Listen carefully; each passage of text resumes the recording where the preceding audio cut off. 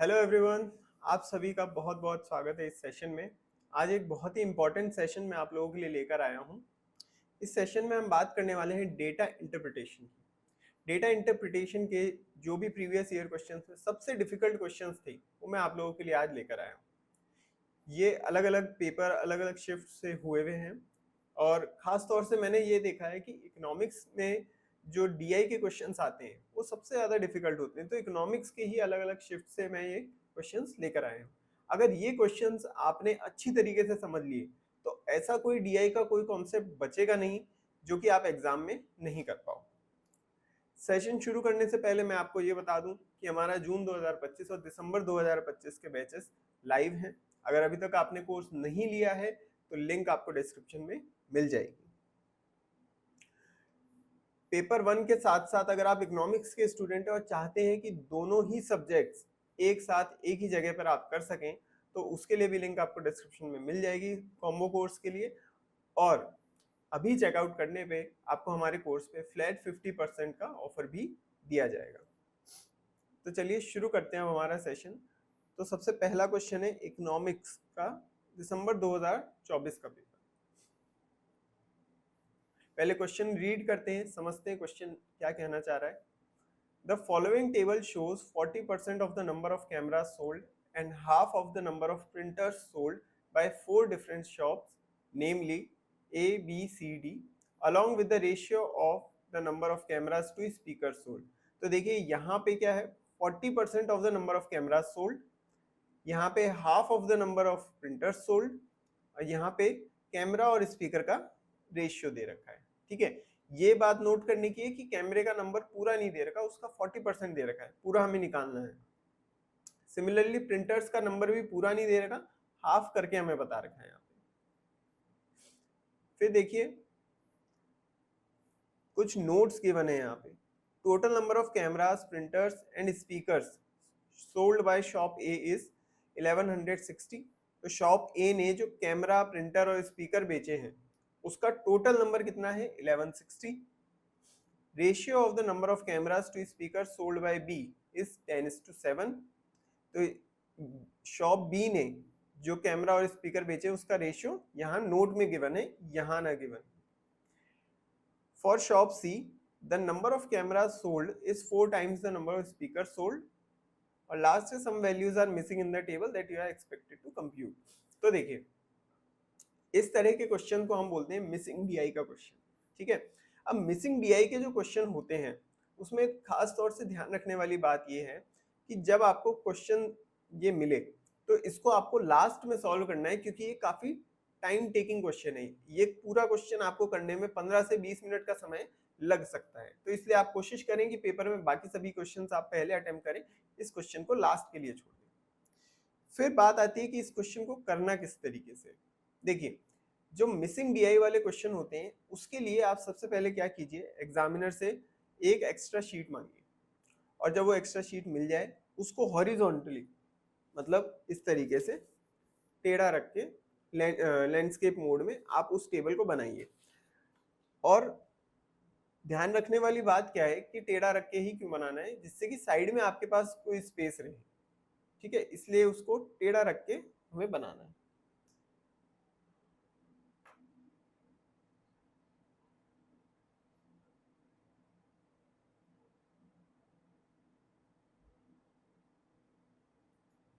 ठीक है, चलिए तो देखिए ये टेबल गिवन है। अब इससे हम कोशिश करेंगे हमारी टेबल बनाने की। टेबल कैसे बनानी है, देखो इंपॉर्टेंट सभी चीजें हमें यहाँ पे मेंशन करनी है। शॉप का नेम, कैमरा, प्रिंटर और स्पीकर। तो शॉप के नेम ए, बी, सी और डी। ठीक है, अब इसमें कैमरे का नंबर निकालना है। देखो 40% कितना है, 200। इस चीज को ध्यान से समझना है, इस कॉन्सेप्ट को। 40% कितना है, 200। ठीक है, तो अगर मैं इस नंबर का 10% निकालना चाहूं तो मुझे क्या करना होगा, 200 को 4 से डिवाइड करना होगा, मतलब कितना हो जाएगा, 50। और फिर इसका 100% निकाल लूंगा इजीली, तो ये हो जाएगा 500। ठीक है, तो शॉप ए में नंबर ऑफ कैमरा कितने हुए? 500। नंबर ऑफ कैमरा कितने हुए? 500। सिमिलरली शॉप बी में नंबर ऑफ कैमरा कितने हो जाएंगे? अगर 40% 320 है तो 10% कितना होगा? 4 से डिवाइड कर दो, 10% हो जाएगा 80 और 100% हो जाएगा 800। 100% हो गया 800। ठीक है, इसी तरीके से ये 240 हो जाएगा, 240 हो जाएगा 600। और जो ब्लैंक है उसको ब्लैंक छोड़ देना, आप डैश मत लगाना अपनी टेबल में। ठीक है, साथ ही साथ आपको ये टेबल बनानी है। देखिए, अगर आप चाहते हैं कि अच्छे से क्वेश्चन समझ में आए, कॉन्सेप्ट क्लियर हो, तो सिर्फ खाली बैठ के ऐसा सुनना नहीं है, साइड बाय साइड ये टेबल मेरे साथ आपको भी अपने पेपर में बनानी है। फिर देखिए प्रिंटर्स के लिए, अब प्रिंटर्स का क्या बता रखा है? हाफ ऑफ द नंबर है, यानी 50% गिवन है। अगर हमें 100% निकालना है तो बस इसका डबल करना है। तो शॉप ए के प्रिंटर की संख्या मिसिंग है तो खाली छोड़ दो। 220 का हो जाएगा 440, 300 का हो जाएगा 600 और 190 का हो जाएगा 380। ठीक है, और लास्ट में हमें क्या दे रखा है? कैमरा स्पीकर का नंबर नहीं दे रखा, let me raise it. Last में हमें दे रखा है camera is to ratio, camera is to speaker, camera is to speaker. ठीक है, ये हमें लास्ट में गिवन है। 5:3, फिर 2 ब्लैंक हैं, उसके बाद 6:7। ठीक है, तो ये तो सबसे पहले हमने हमारी टेबल बनाई। इसके बाद कुछ नोट्स भी हमें गिवन है। नोट्स क्या क्या गिवन है वो देखते हैं। Total number of cameras, printers and speakers sold by shop A is 1160। तो देखिए, मैं यहाँ पे नोट लिख लेता हूँ, total number of cameras and printer and speaker by shop ए।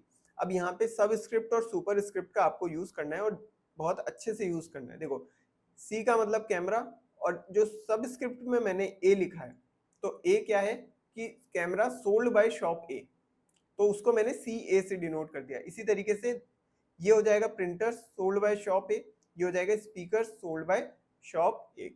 और कितना बता रखा है? ये बता रखा है 1160, तो 1160 आ जाएगा।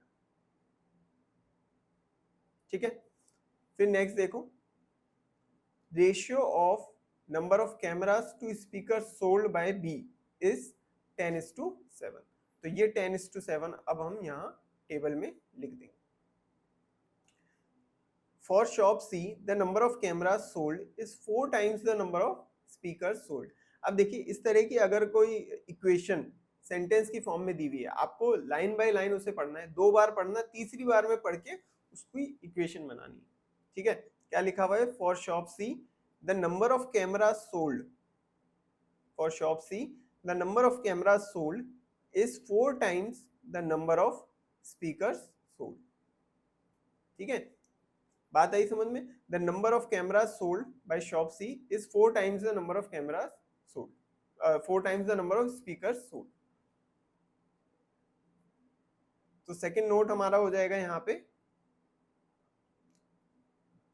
CC equal to 4SC। ठीक है, तो ये हमारी टेबल बन गई। और लास्ट वाला तो ये कि आपको मिसिंग वैल्यू जो है वो आपको कंप्यूट करनी है। ठीक है, तो ये टेबल जो हमने बनाई है, इसको आगे तक हमें काम में लेना है। चलिए, फिर आता है क्वेश्चन 1। क्वेश्चन देखते हैं। देखिए, टेबल बनाने के बाद ये क्वेश्चन एकदम इजी हो जाएंगे। अगर आपने टेबल सही सही बना लीजिए तो आप मान लीजिए कि 50% काम आपका यहीं पर हो चुका है। 50% काम आपका हो चुका है। चलिए, the total number of cameras and printers sold by shop A is dash more than the number of printers sold by shop D. Question क्या क्या क्या चीजें निकालने को बोला है? Total number of cameras and printers sold by shop ए। मतलब CA plus PA।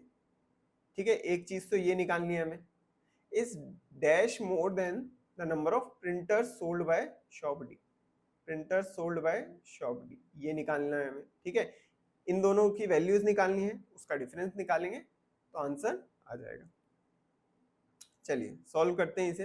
अब ये वही टेबल है जो हमने बनाई थी। देखिए सबसे पहले निकालते हैं CA प्लस PA कितना होना चाहिए। तो CA कितना होना चाहिए, देखो CA की वैल्यू यहाँ पे गिवन है 500, है ना। CA की वैल्यू कितनी गिवन है, 500। CA is 500। उसके साथ हमें कैमरा और स्पीकर का रेशियो गिवन है 5:3।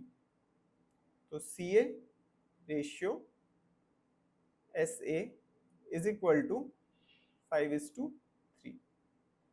ठीक है, कैमरा और स्पीकर का रेशियो भी गिवन है 5:3।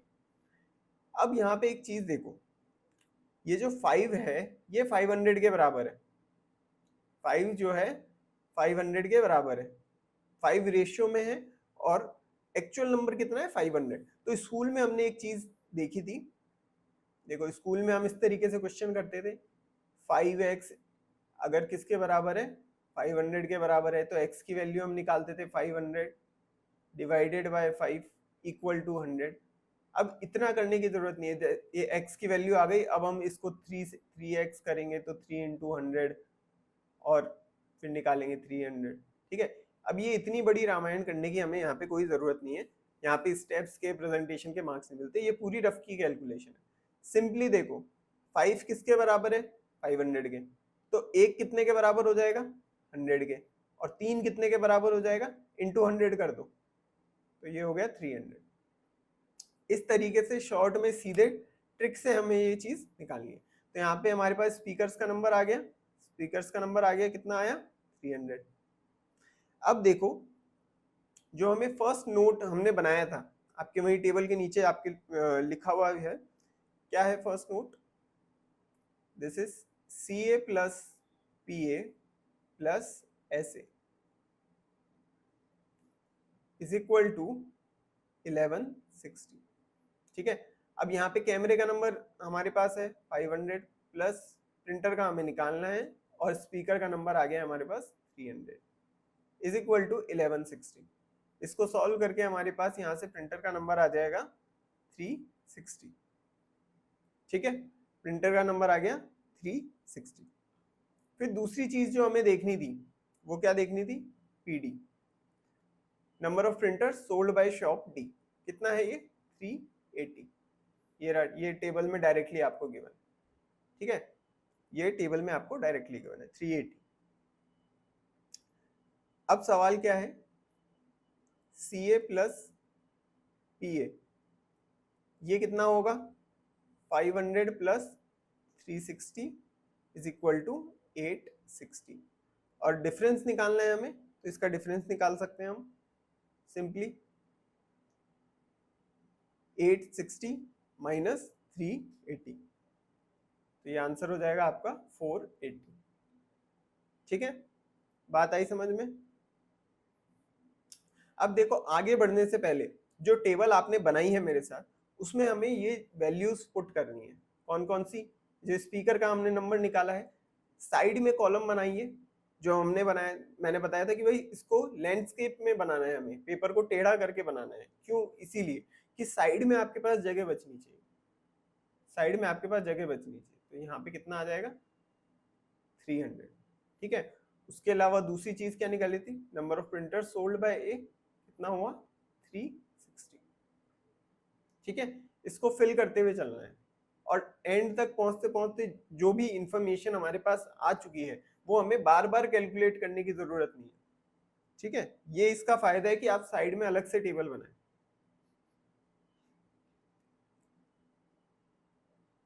चलिए next question, in shop A if the number of pen drives, अब देखो एक और नई चीज आ गई, pen drives, in shop A if the number of pen drives sold is 120% of the average number of speakers sold and cameras sold, average number of speakers and cameras sold. Then what is the difference between the number of pen drives and printers sold? देखो क्या कह रहा है question. ये जो pen drive है, ये जो पेन ड्राइव है, ये 120% है किसका? Average number of camera sold and speaker sold. तो कितने कैमरा और कितने स्पीकर बिके हैं, इसका एवरेज का 120%, एवरेज का 120% है. ठीक है, तो 120% को फ्रैक्शन में चेंज किया, डिवाइडेड बाय 100 हो गया, and this will B 500 plus 300. ये देखो, camera sold by shop A and speaker sold by shop ए. ये डायरेक्टली हमारे काम आ गया, अभी लास्ट क्वेश्चन में हमने निकाला था, divided by 2. So it is 120 into 800 divided by 100 into 2. तो देखो ये सिंपल हो गया, 12 चौक 48, तो ये कितना आ गया 480. ठीक है, तो पहले तो हमने क्या निकाला, number of pen drive sold by shop A. दूसरी चीज यहाँ पे क्या है, दूसरी चीज क्या है, दूसरी चीज प्रिंटर सोल्ड का बोला है. पेन ड्राइव और प्रिंटर के बीच का डिफरेंस निकालना है हमें. ठीक है, तो printer sold by shop A कितना है, 360.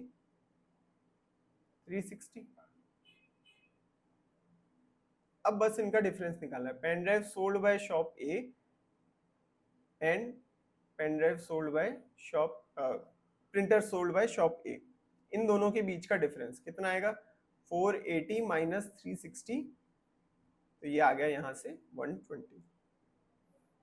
So answer is a, 120. आए समझ में? चलिए next question. What is the ratio of the number of speakers sold by shop B to the number of speakers sold by shop D? किस किस का ratio निकालना है, number of speakers sold by shop B, speaker sold by shop B, and speakers sold by shop D, speakers sold by shop D. इसका ratio निकालना है. चलिए solve करते हैं. देखो सबसे पहले बात करते हैं शॉप बी की. शॉप बी में रेशियो क्या दे रखा है हमारे पास, कैमरा और स्पीकर का रेशियो कितना दे रखा है, 10:7, 10:7. ठीक है, अब अगेन वही सेम प्रोसेस हमें रिपीट करना है. ये जो 10 है, कैमरे का रेशियो 10 है, कैमरे का नंबर 800 है, यानी कि अगर ये 10 जो है 800 के बराबर है, तो एक कितने के बराबर होगा, एक हो जाएगा 80 के बराबर, और 7 कितने के बराबर होगा, 560 के बराबर, 560 के बराबर हो जाएगा. ठीक है, तो यहां से हमारे पास आ गया number of speaker sold by shop B, that is 560. ठीक है, फिर अब बात करते हैं शॉप डी की. शॉप डी में रेशियो क्या गिवन है, 6:7, 6:7. अब ये जो 6 है, ये क्या है, कैमरे का रेशियो, और कैमरे का नंबर कितना है, 600. अगर 600 के बराबर है, तो 7 कितने के बराबर हो जाएगा, 700 के बराबर है ना. तो यहां से हमारे पास आ गया number of speaker sold by shop D, कितना हुआ, ये हो गया 700. ठीक है, अब बस हमें रेशियो निकालना है, S B divided by S D, which is 560 divided by 700. अब ये 0 से 0 क्रॉस हो जाएगा, फिर इसको 14 से कर सकते हैं, 14 से जाएगा 4/5. So this is the answer, 4/5.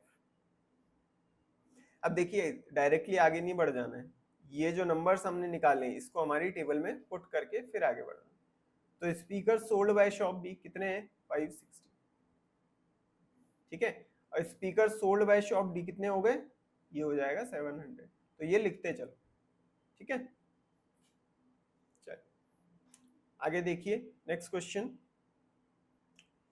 If the average number ध्यान रखिए average number of printers and speakers sold by shop C is 350. Then what is the average number of cameras and speaker cameras and printers sold by shop C. क्या बता रखा है हमें? Average number of printers and speakers sold by shop C. Average number है तो divided by 2 कर देंगे, is 350. तो निकालना क्या है? कैमरा और प्रिंटर का एवरेज नंबर, ये हमें निकालना है. ठीक है, कैसे निकालेंगे चलिए देखते हैं. तो सबसे पहले जो इंफॉर्मेशन हमें बता रखी है, PC plus SC divided by 2 is 350. ठीक है, तो PC कितना है? Printer sold by shop C कितना है? 600. 600 प्लस SC, इस 2 को मैं क्रॉस मल्टीप्लाई कर देता हूं तो ये आ जाएगा 700. यहाँ से speaker sold by shop C कितना आ गया? 100. ठीक है, ये आ गया 100. अब ये जो 100 है मैं यहाँ पुट भी कर देता हूँ, स्पीकर सोल्ड बाय शॉप सी. फिर इसके बाद जो आपको नोट गिवन है, सेकंड नोट जो सेकंड या थर्ड नोट जो था ये वाला, हाँ, for shop C the number of camera sold is 4 times the number of speaker sold. अब हमें इसको यूज करना है. क्या थी ये इक्वेशन? ये इक्वेशन थी number of camera sold by shop C is 4 times the number of speaker sold by shop C. अब number of speaker sold by shop C कितना है? 100. तो 4 इंटू 100 कितना हो जाएगा? 400. तो ये आ गया हमारे पास number of camera sold by shop C. ठीक है, अब क्वेश्चन में क्या पूछा गया है हमसे? क्वेश्चन में पूछा गया है एवरेज नंबर निकालना है कैमरा और प्रिंटर का बाय शॉप सी. तो कैमरा प्लस प्रिंटर का एवरेज नंबर कितना होगा? 400. PC हो जाएगा 600 डिवाइडेड बाय 2 कितना आ जाएगा? 1000 बाय 2 विच इज 500. तो ये आ गया 500. ठीक है, इजी है. जब आप टेबल साइड में बना लोगे तो ये सभी क्वेश्चन इजी है, अदरवाइज ये सभी बहुत डिफिकल्ट हो जाएंगे आपको समझने में. चलिए नेक्स्ट क्वेश्चन देखते हैं. For shop be the number of printers and speakers sold is dash % more than the number of cameras sold. अब यहाँ पे ध्यान से समझो, देखो, the number of printers and speakers sold is dash % more than the number of cameras sold. So basically question हमें कह रहा है, शॉप बी की यहाँ बात चल रही है, number of printers sold and speaker sold is dash % more than the number of cameras sold. तो हमें मोर देन वाला परसेंटेज निकालना है. और अब बेस किसको लूंगा? बेस हमेशा उसको लेते हैं जो बाद में आ रहा है. बाद में क्या आ रहा है? Number of camera sold. तो नंबर ऑफ कैमरा सोल्ड के रेफरेंस में हमें देखना है कि प्रिंटर और स्पीकर कितना ज्यादा बिका है, कितना % ज्यादा बिका है, और परसेंटेज है इसलिए इंटू 100 करना होगा. ठीक है, चलिए अब इस चीज को निकालते हैं. देखो यहाँ पे हमारे पास सभी चीजें ऑलरेडी अवेलेबल हैं, बस हमें पुट करनी है इस फॉर्मूले में. Number of printers sold by shop B 440 plus number of speaker sold by shop B 560 minus number of camera sold by shop B divided by 800 into 100. इसको हम सॉल्व कर सकते हैं. सॉल्व करने के बाद आएगा हमारे पास 25. इसको आप सॉल्व कर सकते हो इजीली. सॉल्व करने पे आएगा 25. सो 25 इज द करेक्ट आंसर. ठीक है, आई होप ये क्वेश्चन क्लियर हुआ होगा. चलिए नेक्स्ट क्वेश्चन करते हैं.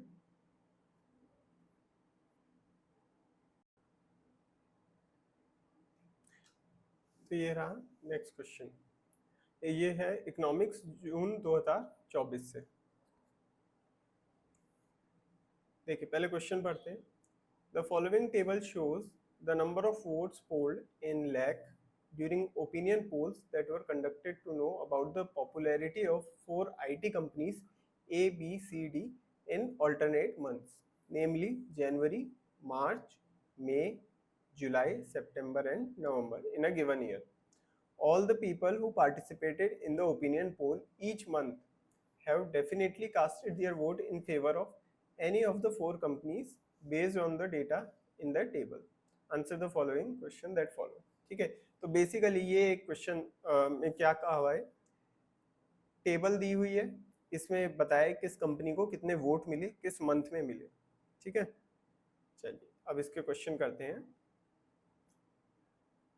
The number of votes polled in favor of A and C taken together in January, May and September is approximately dash percentage less than the number of votes polled in favor of B and D taken together in March, July and November. ठीक है, तो देखिए सबसे पहले हमें क्या निकालना है. सबसे पहले हमें निकालना है जो वोट मिले हैं कंपनी ए को जनवरी में प्लस मई में प्लस सितंबर में. ठीक है, और कंपनी सी को जनवरी में, मई में और सितंबर में. ठीक है, ये हमें निकालना है. कितना होगा ये, इसको वैल्यूज पुट करते हैं. ए को जनवरी में कितने मिले हैं 1.5, ए को मई में कितने मिले हैं 1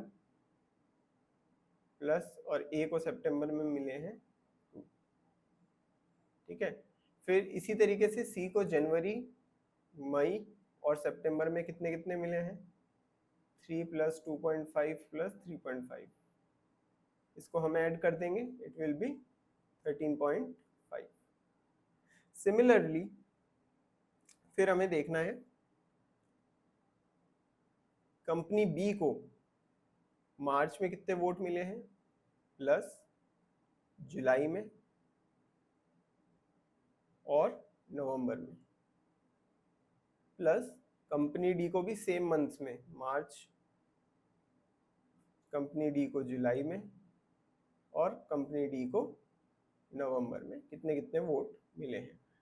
तो कितने होंगे, कंपनी बी को मार्च में 3, जुलाई में 1 एंड नवंबर में 2. 3 प्लस 1 प्लस 2. सिमिलरली डी को मार्च में, जुलाई में और नवंबर में कितने कितने वोट मिले हैं.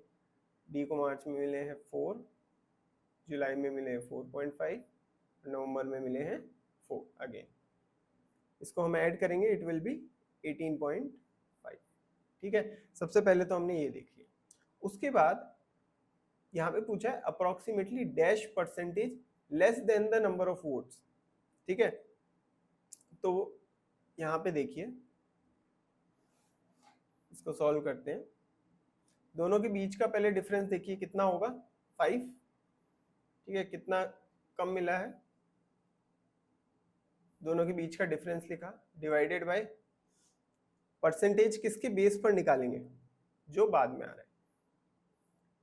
देखिए the number of votes polled in favour of A and C taken together in January, May and September is approximately dash percentage less than the number of votes polled in favour of B and D. तो बाद में कौन सा आ रहा है, B and D, है ना. तो बी एंड डी को बेस लेंगे. बी और डी को कितना मिला है क्यूमुलेटिवली 18.5 लाख वोट इनटू 100. तो इसमें पॉइंट हटाएंगे, 0 लगाएंगे, इसको हम सॉल्व कर सकते हैं. इट विल बी, देखिए ये जाएगा 5 से 37 टाइम्स और ये 5 से जाएगा 10 टाइम्स, है ना. तो अब इसको और कोई तरीका नहीं, बस इसको तो ऐसे ही आपको सॉल्व करना होगा. 37 और यहाँ पे 1000.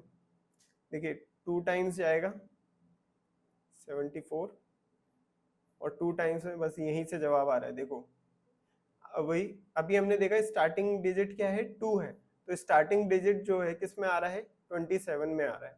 ठीक है, बाकी में तो 37, 44, 18, इन सब में स्टार्टिंग की डिजिट ही अलग है. तो आगे इसको सॉल्व करने की भी जरूरत नहीं, यहीं से हमारे पास आंसर आ रहा है। क्लियर? चलिए नेक्स्ट क्वेश्चन देखते हैं। In the month of September, the additional number of votes needed by A and B together to get 7% more votes than D. ठीक है, मतलब D से 7% ज्यादा वोट पाने के लिए A और B को कितने वोट और चाहिए? तो देखिए पहले देखते हैं A को सितंबर में कितने मिले प्लस B को सितंबर में कितने मिले। कितने कितने मिले हैं? 2 + 2 विच इज 4। ठीक है, और डी को सितंबर में कितने मिले हैं? डी को सितंबर में मिले हैं 4.5 लाख वोट। ठीक है, 4.5 लाख वोट। अब क्वेश्चन क्या कह रहा है कि ए और बी को एडिशनल कितने वोट चाहिए कि उनके वोट डी से 7% ज्यादा हो जाए। ठीक है, बात आई समझ में कि ये जो है 4 में क्या ऐड किया जाए कि ये 4.5 के 107% के बराबर हो जाए। 4.5 का 4.5 लाख, इसका कितना? 107%। 4.5 लाख का 107% हम निकाल लेते हैं। हमें क्या देखना है? 7% ज्यादा। 7% ज्यादा मतलब अगर 4.5 को मैं 100% मानूं तो मुझे इसका 107% निकालना है। 107% माइनस 4 लाख। ठीक है, अब मैं यहां से लाख को हटा देता हूं और कॉमन में 4.5 इंटू 107 डिवाइडेड बाय 100 माइनस 4 इतने लाख वोट हमें चाहिए होंगे। ठीक है, ये थोड़ी सी कैलकुलेशन है जो आपको यहाँ पे सॉल्व करनी होगी, बट सिंपल है, डिफिकल्ट नहीं है। इसको हम सॉल्व करेंगे तो इट विल बी 0.815 लाख, यानी मैं इसको बोल सकता हूँ 81,500। ठीक है, 0.815 लाख कितना हो जाएगा? 81,500। So this will be the correct answer, 81,500। Then we have in all the 6 months combined, dash% more votes are acquired by company A to equal total votes polled by company D. ठीक है, question क्या कह रहा है कि अगर सभी votes मिला दें कंपनी ए के, तो कंपनी ए को और कितने वोट्स चाहिए होंगे? in all the 6 months combined, dash% more votes are acquired by company A to equal total votes polled by D. ठीक है, तो मतलब कंपनी ए को और कितने वोट चाहिए कि वो कंपनी डी के बराबर हो जाए? तो देखिए पहले देखिए ए का टोटल अगर मैं कर दूं, ए के टोटल वोट्स कितने होंगे? तो मुझे इन सभी को ऐड करना होगा। इन सभी को ऐड करने पर आ रहा है 10 लाख,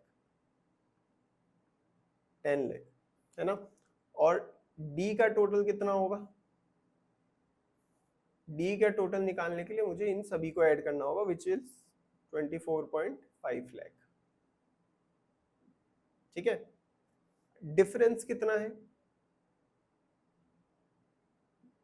डी का टोटल माइनस ए का टोटल, डिफरेंस कितना आ रहा है? डिफरेंस आ रहा है 14.5 लाख, है ना, 14.5 लाख। अब मुझे ये देखना है कि ये 14.5 लाख जो है ए का कितना परसेंट है, मतलब ए को कितने परसेंटेज वोट ज्यादा मिलना चाहिए कि वो डी के बराबर हो जाए। तो ये हम किसके रेफरेंस में देखेंगे? ए के रेफरेंस में देखेंगे। हम देखेंगे कि ये जो है 14.5 लाख, ये 10 लाख का कितना परसेंट है।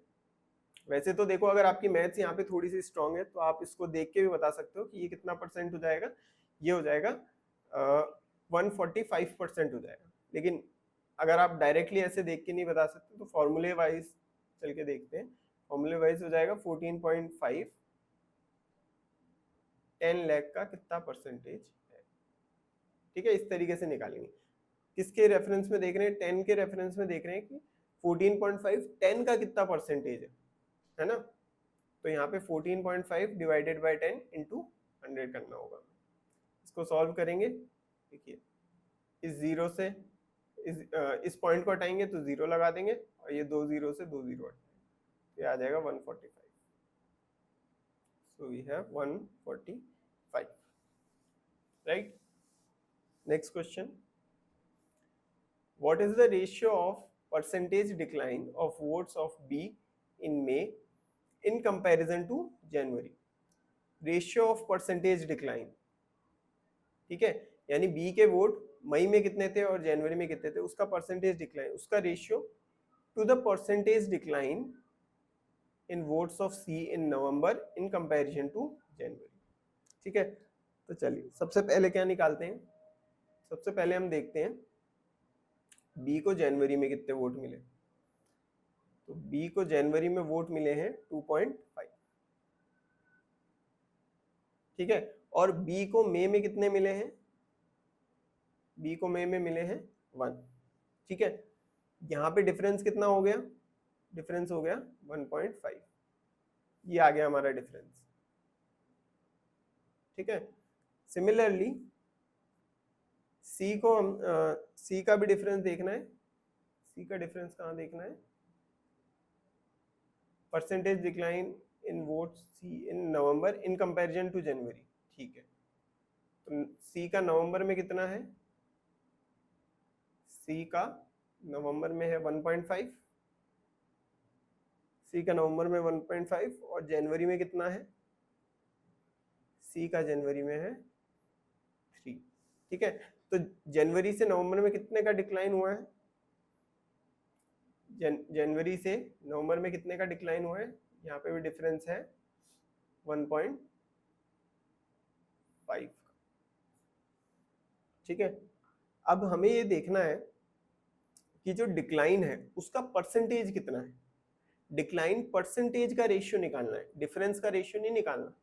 यहाँ पे गलती हो सकती है, यहाँ पे स्टूडेंट्स यहाँ पे इतना सॉल्व करके सोचें कि अच्छा डिफरेंस बराबर आ गया यानी 1:1 का रेशियो हो जाएगा, बट क्वेश्चन को ध्यान से पढ़ो, देखो what is the ratio of percentage decline of votes of B in May in comparison to January to the percentage decline, ठीक है।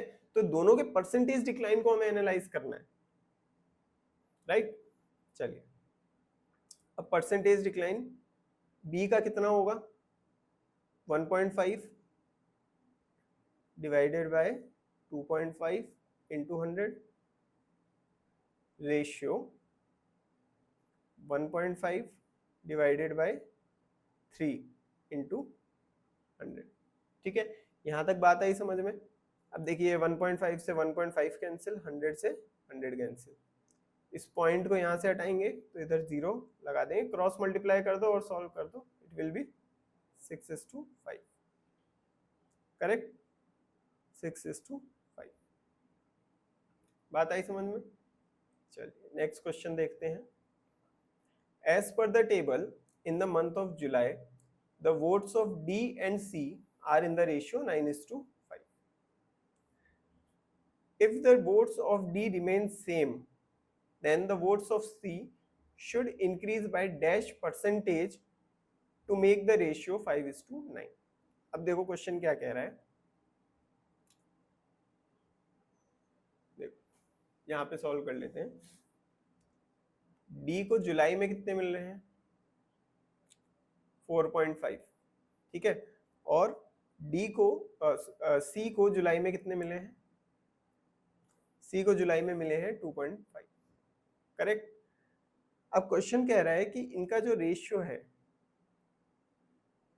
D को जुलाई में और C को जो जुलाई में वोट मिले हैं, इसका रेशियो है 4.5:2.5, ये आ जाएगा यहाँ से 9:5, ठीक है, ये आ गया 9:5 का रेशियो। अब हमें बोला है if the votes of D remain same, यानी D के जो वोट्स हैं वो तो सेम ही रहे, मतलब 4.5 ही रहे, या ऐसे मान लो कि 9 रहे, ठीक है। तो अब हमें C के वोट को किस तरीके से चेंज करना होगा कि वो रेशियो क्या बन जाए, 9:5 की जगह 5:9 बन जाए। मतलब जो नया रेशियो बनाना है हमें, उसमें C ऑफ जुलाई वो 9 आ जाना चाहिए, और ये जो जुलाई को जो डी में वोट पड़े हैं वो 5 आ जाना चाहिए। ठीक है, तो ये क्वेश्चन है। नया रेशियो हमें क्या बनाना है, me write it here, D July is to C July, क्या बनाना है हमें इसको, 5:9 बनाना है, 5:9 बनाना है। और बोल क्या रखा है कि डी को जो वोट मिले हैं जुलाई में वो सेम ही रहे। तो यानी कि ये जो 5 है किसके बराबर हो जाएगा, 4.5 के बराबर हो जाएगा, 4.5। ठीक है, अगर 5 जो है 4.5 लाख के बराबर हो जाएगा तो अगेन सेम वही मेथड लगाओ, 5 4.5 लाख के बराबर है तो 1 कितने के बराबर होगा, 0.9 लाख के बराबर। ठीक है, सिंपली बस 5 से डिवाइड किया है इसको, तो उस अकॉर्डिंग 9 कितने के बराबर हो जाएगा, 8.1 लाख के बराबर। ठीक है, ये बात आई समझ में, 9 कितने के बराबर हो जाएगा, 8.1 लाख के बराबर। अब सवाल क्या कह रहा है कि सी के जुलाई में कितना परसेंटेज इंक्रीज होना चाहिए, यानी हमें ये देखना है कि सी के वोट 2.5 से बढ़ के जो 8.1 लाख हो गए हैं इसमें परसेंटेज इंक्रीज कितना है। तो पहले तो देखो इंक्रीज कितना है, इंक्रीज कितना है, 8.1 से 2.5 हो गया, 8.1 माइनस 2.5 डिवाइडेड बाय 2.5 इनटू 100। अब ये जो कैलकुलेशन हमें सॉल्व करनी है, इसको सॉल्व करने के बाद आएगा हमारे पास 224। ठीक है, ये सिंपल सी कैलकुलेशन है जो आप सॉल्व कर सकते हैं। इसको सॉल्व करेंगे, इट विल बी 5.6, फिर डेसिमल से डेसिमल कटेगा, ये 4 टाइम्स जाएगा 25 से 100, ये करेंगे इजीली हो जाएगा। ठीक है, एंड आंसर विल बी 224। आई बात समझ में, चलिए अब नेक्स्ट क्वेश्चन देखते हैं।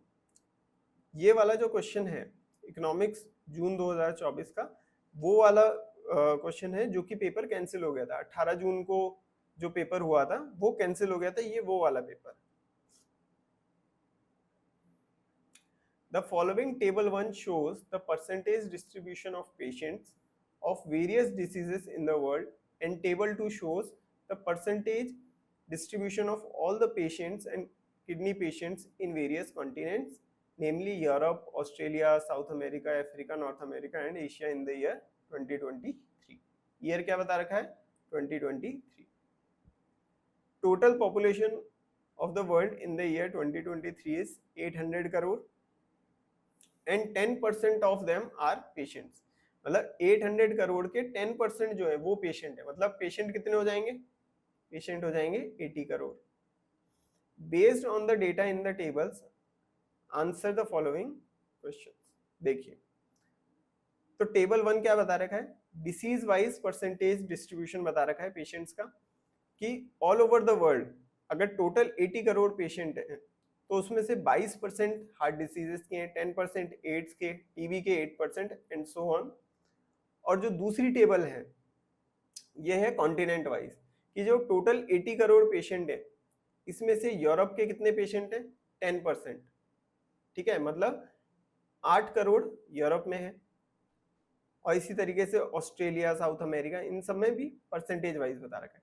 फिर किडनी पेशेंट्स का परसेंटेज बता रखा है, किडनी पेशेंट के 10%, 5%, 40%, ये सब पेशेंट कहाँ कहाँ कौन से कॉन्टिनेंट में। अब यहाँ पे ध्यान रखने वाली बात क्या है, ऑल पेशेंट्स की हम बात करें तो 80 करोड़ में से परसेंटेज बता रखा है, और किडनी पेशेंट्स की बात करें तो किडनी पेशेंट्स जो है 30%। ठीक है, कैलकुलेट करें तो 80 करोड़ का 30% कितना होगा, 24 करोड़।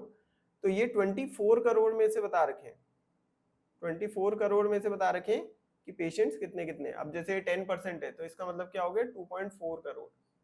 ठीक है, इस तरीके से ये डिस्ट्रीब्यूशन बता रखा है। अब ये क्वेश्चन है डबल टेबल डीआई का। ये अभी तक डीआई के जितने भी मैंने क्वेश्चंस देखे इनमें सबसे अच्छी वैरायटी यही है, इससे ज्यादा और कोई डिफिकल्ट वैरायटी का क्वेश्चन मैंने नहीं देखा है और अभी तक पूछा भी नहीं गया। तो देखिए सबसे पहले काम क्या करना है हमें कि हमें टेबल बनानी है, और टेबल बनानी है जिसमें कि ये परसेंटेज वाली जो वैल्यूज दे रखी हैं उसको हम डायरेक्टली नंबर में चेंज करके हमारे पास लिख लेंगे, और ऐसा करने पे हमारा 50% काम तो यहीं पर हो जाएगा। और मान के चलिए कि इतना कर लिया तो इसके बाद जो आपका आंसर निकलेगा वो सही ही होगा। चलिए सबसे पहले टेबल बनाते हैं। टेबल में काम काम की चीजें लिखनी है, तो देखो टेबल 1 जो है वो क्या है, डिसीज वाइज बता रखा है, डिसीज वाइज। ठीक है, सबसे पहले हार्ट वाले patients, then AIDS, TB, hepatitis, kidney and others. Method same वही फॉलो करना है आपको। पेज लेना है, पेज को लैंडस्केप मोड पे ये आपको टेबल बनानी है। ठीक है, अब ध्यान रखने वाली बात क्या है, देखो टोटल पेशेंट्स कितने हैं, टोटल पेशेंट्स हैं 80 करोड़। अगर टोटल पेशेंट्स 80 करोड़ हैं तो ये मैं ट्रिक बता रहा हूँ, ये आपके लिए बहुत यूजफुल होगी। देखो 10% कितना हो जाएगा, 10% हो जाएगा 8 करोड़। 10% कितना हो जाएगा 8 करोड़। 5% कितना होगा 4 करोड़, है ना। 10% में हमने क्या किया, बस 10 से डिवाइड कर दिया। 5% 10% से फिर 5% निकालने में 2 से डिवाइड किया, और 1% निकालना है तो 1% कैसे निकालोगे, 10% में अगेन 10 को डिवाइड कर दो तो 1% आ जाएगा, कितना 0.8 करोड़। ठीक है, अब 0.8 करोड़ में इसलिए लिख रहा हूँ जिससे यूनिट सेम ही रहे, हम सबको करोड़ में ही लेके चलेंगे। यहाँ पे भी भले से आप चाहो तो कंफ्यूजन ना हो, भूल ना जाओ बाद में, तो हम यहाँ पे करोड़ लिख देते हैं। अब हार्ट पेशेंट्स कितने हैं 22%। अब देखो ये जो चीज हमने निकाली है इससे 22% निकालना कितना आसान है। 10% को अगर मैं 2 से मल्टीप्लाई करूंगा तो कितना आएगा 20%, है ना। और 1% को 2 से मल्टीप्लाई कर दूंगा तो कितना आ जाएगा 2%। जाहिर सी बात है 10% को 2 से मल्टीप्लाई करूंगा तो 20% आएगा, और 1% को 2 से मल्टीप्लाई करूंगा तो मेरे पास 2% आ जाएगा। तो 10% कितना है 8 करोड़। 8 करोड़ को 2 से मल्टीप्लाई किया 16 करोड़, तो ये मेरा हो गया 20%। फिर 2% निकालना है मेरे को, तो 0.8 करोड़ को 2 से मल्टीप्लाई किया, ये हो गया 1.6 करोड़। तो 22% कितना आ जाएगा, इन दोनों को ऐड कर दो तो 22% आ जाएगा, ये आ जाएगा 17.6 करोड़। 17.6 करोड़ ये आ गया 17.6 करोड़।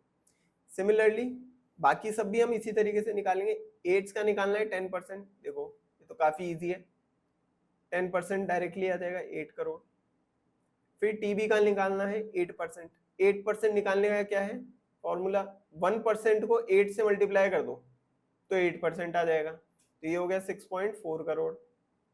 इसी तरीके से बाकी सब भी आ जाएंगे। 4.8 करोड़ हेपेटाइटिस के, किडनी के 24 करोड़, और अदर्स हो जाएंगे 19.2 करोड़।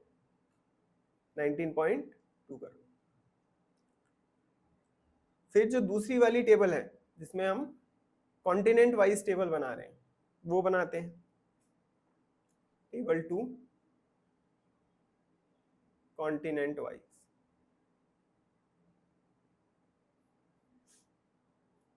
कौन कौन से कॉन्टिनेंट है, देखो पहले तो कॉन्टिनेंट के नाम, फिर ऑल पेशेंट्स, उसके बाद किडनी पेशेंट्स। तो सबसे पहला कॉन्टिनेंट यूरोप।